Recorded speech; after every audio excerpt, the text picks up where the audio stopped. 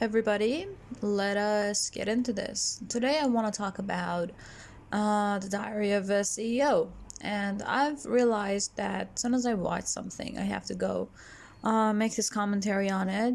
Otherwise, I just forget everything that I've thought about. So, lately, I've been watching a lot of his podcasts, and I think he's absolutely a brilliant guy. And I've always wondered, like, how can a person like ordinary normal person like me um is this yes okay how can a normal ordinary person like me become as huge as a person like this guy? Because he seems to I mean, whenever I watch him, he talks from such humble position with regards to the interviewee, the guy being interviewed, and that I think like he's just a normal guy like you and I. But how can he get access to so many high quality, high level people? And how can he have so many great quality conversations? It always amazes me. Like, how can, for example, a person like me sitting in my room get to a place like that where you get to talk to all these incredible people that you'd kill to go to watch, you'd kill to go talk to just to pick their brain for a little bit? And how it happens, and the way he talks in his interviews, it feels like he's a nobody. It really does feel, and then you really do relate to him a lot. You feel a certain amount of empathy towards, not empathy, like relatability to the Diary of the CEO guy. I don't know what's his name. Stevens. Yes, I guess it's Stevens. You relate to him a lot, and you want to be like him. You want to be the guy sitting in front of all these incredible people talking to them. But then again, you're like, well, how did he do it? I did a little bit of research on him. I mean, I watched like 2 videos only about him where he himself is explaining how he got here. He was from a very entrepreneurial background altogether anyway. Like, he was already very businessman like before he even started any of these podcasts. So it's like he wasn't starting from zero, but the podcast was actually being started from zero. So it's like, I had my day job, I had my other businesses, I had my other job that I was doing, but then the very first time that I picked up the microphone, I went and bought a microphone. I sat under my kitchen, under it, in the stairs of my, I don't know where he says he's sitting when he's doing his first podcast. I was very confused about it. He said under something in his kitchen or something. I really don't know where he sat. I mean, I want to picture it, but I just can't. Like, where do you go? Where the hell did you go, man? Maybe that's the thing we have to do. Maybe we have to go sit somewhere, sit under something in our kitchen to make great podcasts. Maybe that's the thing that we're missing. And the very first thing that he does that I didn't do or can't do or won't do, I don't know, he says, I had the idea of making a podcast. The first thing I do, I go buy a very high quality microphone. And, well, I can't afford a high quality microphone, you know? That's the very first difference. It starts from the very beginning. He has a high quality microphone. I don't. Well, definitely are the content as well that I don't share with him. But the very first thing that I don't share with him, which separates me from him, is he has a high quality microphone and I don't. Anyways, he says, I started the podcast, no video, just audio recording of himself, one person sitting in his kitchen apparently. And then, like, he does it for a couple days, for some time. Then at one point he's like, well, if money was no issue, what would I do for life if I didn't want to think about money? What gave me the joy that put me in a flow state that I no longer would have to like, I would enjoy it for life even if I didn't get any money from it? And he's like, well, that little podcasting that I do on the side, that would be what I want. So he drops everything. He drops his day job, his business, everything, calls up his friend and says that he knew it was in like recording business, or like he recorded something for him in the past, and he's like, what do you do in your life? Can you come live with me in an apartment somewhere and shoot podcasts every day? And he's like, oh yes, I can, let's do this. And then they go and set up this big camera thing and everything, like a big setup and all that. And from that little story, I got everything I wanted to know. It was like, at first, you do start alone, even if it is with a high quality microphone that you can't afford. But everybody starts alone. And everything that starts, I mean, I always have this phobia that I don't have anyone to co-found something with me. Like, I don't have that other person. But I've realized, unless you have something at least a little bit going, you can't go up to people and ask them to join you, because there's nothing to join, and they'll be resistant to the idea of joining nothing, because there's a lot of burden to get something off ground, get something off nothing off the ground. That's a little bit scary for you, for people, for everyone. So you have to, at least in your own quiet peace of moments and whatever, start the thing on your own. You have to do the beginning on your own. Or at least I've realized every big thing has a beginning that starts with only one person, one mind. And then that one mind, after it gets it off the ground, after he or she gets the thing off the ground a little bit, even if it's just a little bit, but at least off the ground, not nothing, you can go up to people then and recruit people and ask people to join you and ask for people to partner with you and that sort of thing. So you should not be afraid of starting alone.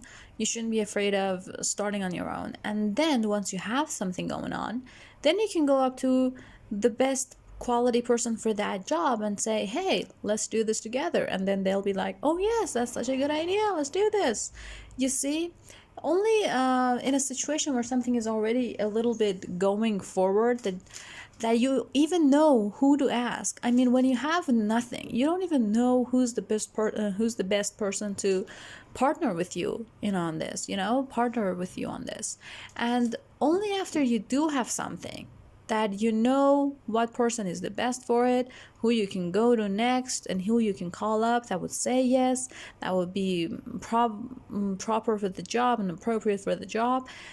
So the only thing that I did take away from it was, you do start alone, but then you can partner up, and only, even if you're just two in the initial steps, that's okay. That's the bare minimum you need to get something off the ground, or basically get it rolling. You only need to be two people at first to get something rolling. And once you have that other person that partners with you, then you can tackle on the rest of the problems together. Then you can take on the rest of the challenges of the work together, and then you won't feel alone in that. You can sit together, put your heads together and say, okay, we need this done, how do we do that? And then you both go after that and you get it done, and everything's peachy. And from that I feel like I learned a valuable lesson of how to start something that you really admire, and it has such humble beginnings, but then it can skyrocket into something huge and big and everything. And also, aside from that, I realized the guests that he brings, they're not like celebrities or extremely huge people or shit like that. It's just ordinary people, like other people with a YouTube channel, something like that, or just someone good in their field, which would be honored to have an interview, to have a voice, like people that aren't ordinarily approached for interviews for YouTube. Those kinds of people are approached, and I guess that's a very, very huge thing for him, because he goes and he kind of snowballs on the guests that he has. Like, at first, I feel like he would just go to a good author of a book and have him come on the show, and they would talk about this deep topic, and then he gets the thing rolling from little things. And then once people see that he has that good quality guy guest on the show, then the next guest would be a lot more open to accepting the interview, because you look at the record of the guests and then you see they're all high quality people. So you, as a guest, you'd even be honored to be on the show. You feel like there's a good quality program going on here, that it won't be a waste of time or anything. Like, you can actually go and share your life's work with everyone, and that just feels good. That's not something that people would say no to. So I feel like the guests that he chooses are very, very important. Like he doesn't go to like people like Sam Altman or Elon Musk or people like that would never really say yes to an interview like this, like to an interviewer like him of this level, like initially when he started. Not right now. Maybe right now a lot of people would go there, but initially, I guess he chose very, very methodically and logically the guests that he had. So the program was high quality, but with a guy that wasn't maybe really that much of a famous person. Even in their own field, they weren't maybe that famous or that spoken of, but they were high quality enough for a show like this, which is, I guess, very, very key in how you choose your audience and stuff. Oh, this guy's been there for a couple times. I saw his face 2 more times in these things that I was. Oh, I guess I'm going. I feel like they're on repeats now at this point. Well, let me see if there is a Sam Altman. Well, I guess not, but let me just check. Well, there's no Sam Altman yet.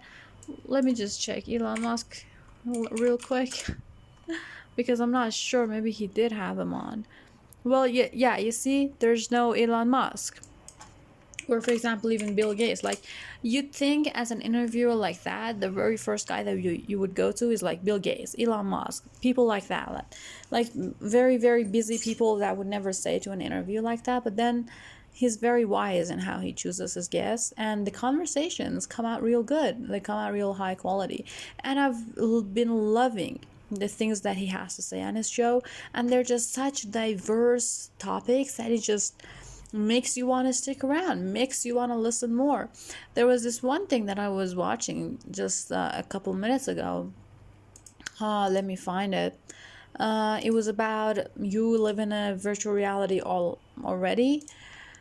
And yes, this right here, like true reality would kill us. And the reality that you're living in is not the true reality. You don't know what reality is. You're living in like, I don't know, whatever.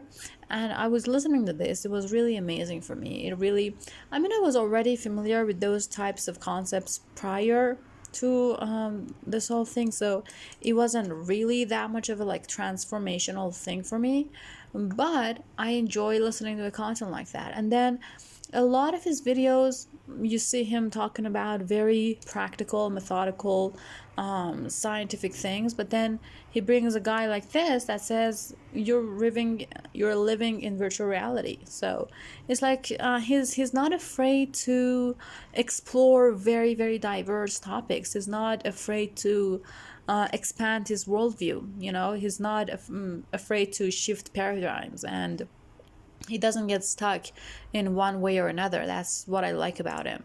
Like, okay, I'm talking about diet today, but then the next day I can go in a totally different direction, and that's fine. And that's how I view my life too. And then to see someone with the same type of a mindset that actually creates content for it is just so brilliant. Like, you can really satisfy your mental starvation for material like that by coming into his channel. And you just I can spend days in here and never leave. I can just spend days consuming the material and never get tired. He's just so good. And the conversations are just so deep and powerful and different, and they're just so exciting. And when you're listening to each and every one of them, and during the conversation, I'm constantly thinking, oh my god, this is like so crazy. Oh my god, I want to go talk to someone about it. Oh my god, I want to go talk to my boyfriend about it. And oh, my boyfriend wouldn't get this. I mean, who can I talk about this to? And stuff like it's like the things that I hear in the podcast are like, they're so transformative. I need to talk to someone about it, but then I feel like the people I have in my life currently wouldn't understand it, wouldn't get it. Like, it would go like above their head, and it would like be like I don't have anyone to share this with. And it's a little bit annoying that I feel that, but then that's how powerful his content is what I'm saying. That after watching it, all I want to do is talk to someone about it, but then I have no one to share it with, no one that I think would get it. Maybe that's why I don't have anyone to partner with. I keep thinking no one's gonna get what I have. But I guess a lot of people would. I'm just misjudging. I'm like predispositioning myself to that thought, if that's how you use that word. I guess I I prejudge what people are interested in and what people aren't interested in. So I cut myself short. I feel like maybe that's the thing. So if you guys are listening, don't do what I'm doing. Don't prejudge people. So yes. Oh, and also I want to talk about his talking style as well. He has this very, very calm demeanor of talking, and it's just so annoying for sometimes. It's like he's always so calm and so calculated in what he's asking, and the way he talks it's like, oh my god, like shout a little bit, get out of character a little bit. He's just so calm. It kind of annoys me at times that he's always speaking in that tone, that calm tone and thing. It gets a little bit annoying. I want him to be a little bit more crazy in his talking. And I thought maybe that's his style for interviewing, but then I went and watched one of his interviews in Jimmy Fallon's show, and he talked the same way. And I watched some of his other interviews that other people were interviewing him, or he was videoing a vlog or whatever. Like, his normal talking was still the same way, and that just proved to me that he's really personally annoying. I mean, he's not someone that you can easily be friends with. I mean, I don't see him being a good friend, like the crazy friends that you have that you go out and do crazy shit together. I feel he's like so calculated and calm and in control of himself that he can't be that good of a friend. He's a very good worker, like he's good in his career, but I don't think he's a good friend. I don't think he's like he researches the questions that he wants to have, and I think he wouldn't be as good if he were to be what's the word that you come in without preparation? It's on the tip of my tongue. I can't remember the word right now.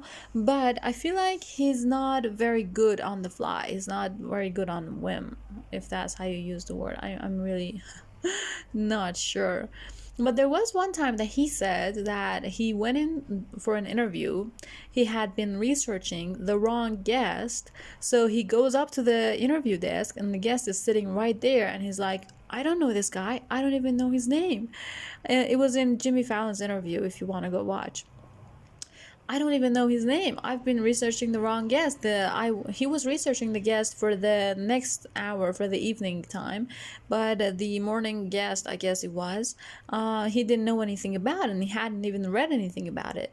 He said, I didn't even know his name, let alone what he does or his job or anything. I had nothing prepared. And he goes up to the guy and says, how would you spell your name? Not would you, how do you spell your name?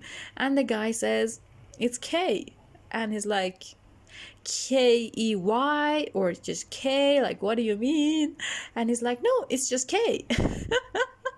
And I mean, you would have known that as an interviewer if you really had done the research on it. You wouldn't, that's not a question a knowledgeable person would ask. So, and then the next question he asked is like, the camera's already rolling and everything, and he's like, how would you explain what you do if the audience was listening to you for the first time and had no idea what you did? And that's the second question that he asked. And I think it was just so brilliant. If it were me, I would go up there and I'd be upfront with the guy. I'd be like, oh my god, I'm sorry, I don't know anything about you, can we reschedule? That's what I would have done.